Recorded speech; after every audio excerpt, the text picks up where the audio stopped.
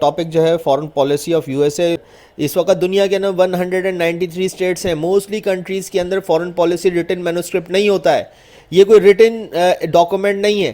یہ بیسیکلی ایک بدلتا ہوا اسٹیٹس ہوتا ہے کسی بھی ملک کا, اور it is depending upon the changing situation of states external and internal environment. باہر اس کے جو اڑوس پڑوس میں جو جہاں پہ اس کے مفادات ہیں, ان اسٹیٹس کا جو پالیسی ہے اس کو چینج ہونے میں, اور اس کے ساتھ ساتھ جو ہے وہ انٹرنل انوائرمنٹ جہاں پہ کہ آپ بات کر رہے ہیں کہ اس کی خود کی ملک کے اندر کی گورنمنٹ کون سی آ گئی ہے, ان دونوں پہ جو ہے یہ ڈیپینڈ کر رہا ہوتا ہے فارن پالیسی کا.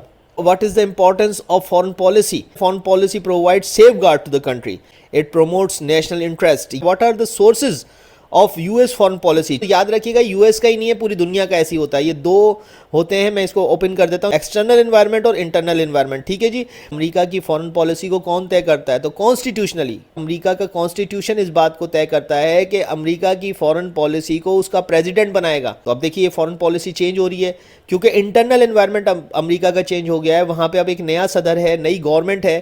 آج کے دور میں گلوبل فائنینسنگ جو سسٹم ہے, اس میں ایڈ جو ہے یا فورن اسسٹنس جو ہے یہ بڑے بڑے ملک حاصل کرتے ہیں. فورن اسسٹنس جو ہے وہ فورن پالیسی پہ کس طرح سے اثر انداز ہوتی ہے. ملکوں کے تعلقات فورن اسسٹنس کے اوپر جو ہے کی بنیاد پہ آج طے ہو رہے ہیں. ایک ڈیولپ کنٹری ہے اور وہ امداد دے کے چھوٹے ممالک پہ جن کو کہ وہ دے رہا ہے, وہ اپنے پالیسیز کو وہاں امپلیمنٹ کرتا ہے. Develop countries use foreign assistance to foster the client patron relationship. جب کوئی کسی ملک کو ایڈ دیتا ہے تو لین دین ہو رہا ہے, تو یہ کلائنٹ پیٹرن ریلیشن شپ بن جاتا ہے, جہاں پہ کہ جو دینے والا ہے اس کے بھی مفادات اچیو ہوتے ہیں اور جو لینے والا ہے اس کے بھی مفادات اچیو ہوتے ہیں. میں آپ کو بتانے والا ہوں یہ وہ گولز ہیں جن کو کہ امریکہ کی فارن پالیسی کا اٹوٹ انگ مانا جاتا ہے, یہ نہیں بدلتے ہیں. For example maintaining national security, supporting democracy, اور ایسی فارن پالیسی نہیں آئے جس کے ذریعے سے کہ ڈیموکریسی کو سپورٹ کرنا چھوڑ دے. تو promoting world peace, providing aid, یہ دیکھیے چوتھا اس کا مین ٹول ہے کہ آپ نے دوسرے ملکوں کو ایڈ دینی ہے, یہ اس کی فارن پالیسی کا حصہ ہے.